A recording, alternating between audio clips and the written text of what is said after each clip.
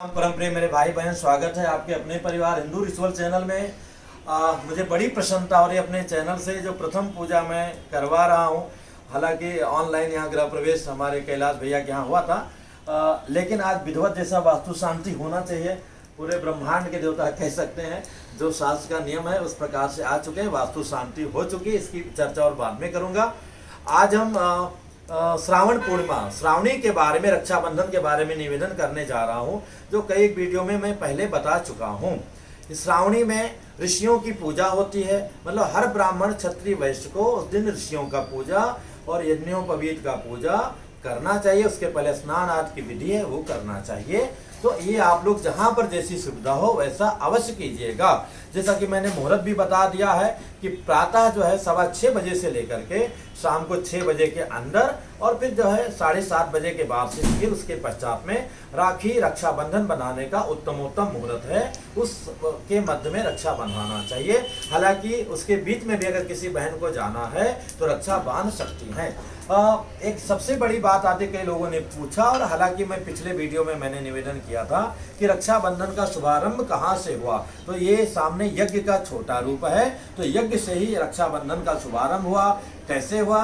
महाराजा बलि जो है यज्ञ कर रहे थे, तो देवताओं के कहने पर भगवान वामन का रूप लेकर के वहां आते हैं और महाराजा बलि को जय जय जय सिया राम 3 पग जमीन मांगते हैं, भूमि मांगते हैं, और पूरा उनका राजपाट सब मिल जाता है। और बाद में प्रसन्न होकर के भगवान उनके यहाँ बलि कहते हैं, महाराज मैं जिधर जाऊं उधर मैं आपको पाऊं। तो भगवान वहां पर जो है द्वारपाल बन जाते हैं। तो ऐसे कई महीना बीत जाता है, तो देवता लोग कहते हैं कि वो तो वहाँ द्वारपाल बन गए हैं। तो लक्ष्मी जी को भेजते हैं कि आप जाओ और अपने जो है पूरे संसार के जो स्वामी हैं और आपके विशेष स्वामी हैं उनको लेकर के वापस आओ। लक्ष्मी माता इसी श्रावण पूर्णिमा के दिन आती हैं और उसके पश्चात में दरबार लगा होता है, महाराज बलि के सामने जाती हैं और कहते हैं कि मैं आपको भैया रक्षा बांधना चाहती हूँ।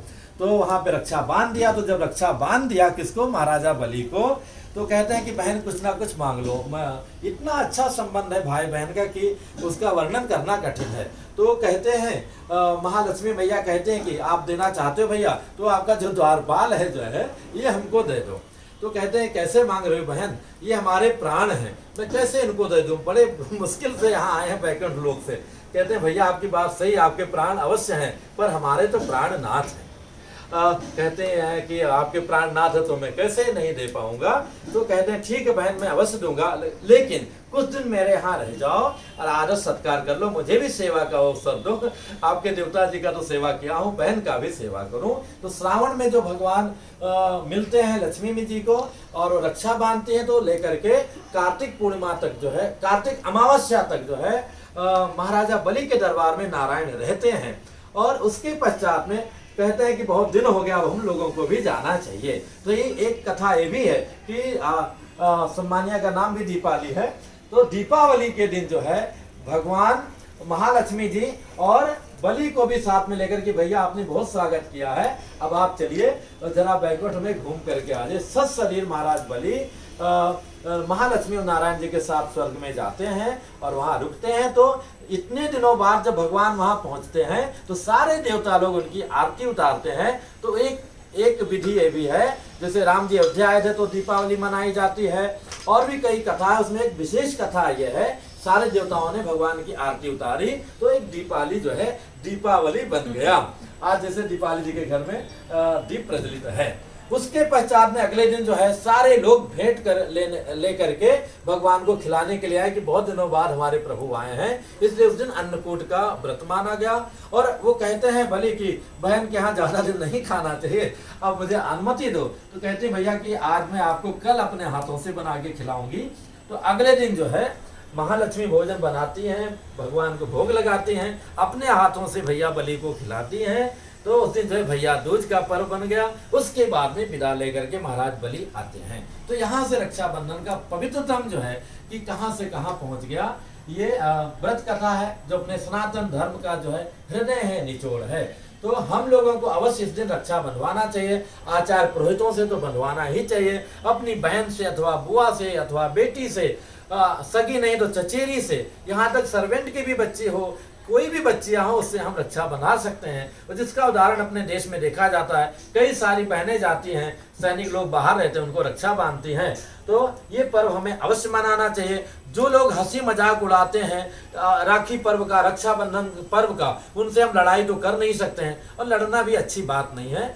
लेकिन हमें जो है ऐसा खुद अच्छा आचरण करना चाहिए जिससे उन लोगों को भी पता चले। और हम राखी तो अवश्य बंधवाते हैं, बंधवाना भी चाहिए। लेकिन हमारी सगी बहन भी नहीं है, हम रास्ते में जा रहे हैं, ट्रेन में, प्लेन में, कहीं भी जा रहे हैं, हालांकि अपने भारतीय बंधुगण बहुत ध्यान देते हैं और उनके लिए सीट छोड़ देते हैं, उनका ध्यान रखते हैं, पर कई बार हम लोग आलस में आ जाते हैं। अगर हम सच में अपने बहन को प्रेम करते हैं तो जो दूसरे की बच्ची है, दूसरे की बेटी है, उससे हम प्रेम ना करें कोई बात नहीं, पर उसके सम्मान को ठेस ना पहुंचे, उसके सम्मान की रक्षा हो, इस सब का हमें प्रयत्न अवश्य करना चाहिए। तो आप सभी लोगों को रक्षाबंधन की बहुत बहुत शुभकामनाएं। विशेष करके हमारे जो है, इधर आ जाओ भैया, स्नेहा दीपाली जी हैं, फोन पे इनसे बात हुई, हमारे जो मैनेजर हैं उन्होंने बात किया, सब देखा समझा, सारी चीजें हुई और कह सकते हैं कि उसके बाद में आपसे भेंट हुई। और ये भगवान का महल है जहाँ पर जो है इतने सारे देवता आ जाए।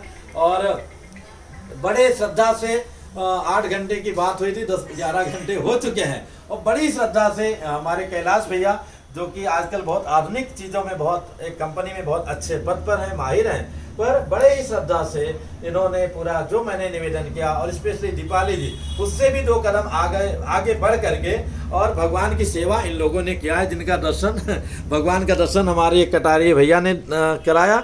और आपके कौन है भैया?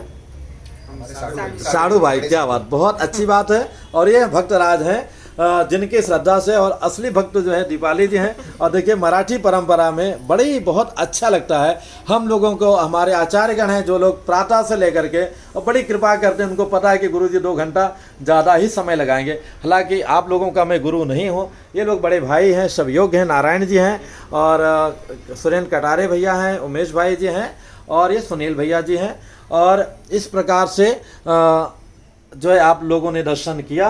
और जब भी हम लोग पूजा पाठ करते हैं, कराते हैं, हर व्यक्ति कराता ही है, इंटीरियर में इतना खर्चा करेगा, सारी चीज़ें इतना खर्चा करेगा, जहाँ पूजा की बात आएगा कहता है भैया बस एक सत्यनारायण सुना दो। ऐसा नहीं होता है। जैसे आप आपने घर लिया तो सोसाइटी में अपना नाम चढ़वाया, इलेक्ट्रिक क्या बोलते हैं अंग्रेजी में, बिजली विभाग में अपना नाम चढ़वाया, पानी में अपना नाम चढ़वाया, पार्किंग में अपना नाम चढ़वाया, तो उसका एक विधि होता है। ऐसे ही जो घर के वास्तु नारायण हैं, अगर हम उनका भाग नहीं देते हैं तो पूरी तरह आनंद, आपका बहुत भाग्य है तो आप कुछ दिन आनंद कर सकते हैं, पर लॉन्ग टाइम तक आनंद नहीं कर सकते हैं।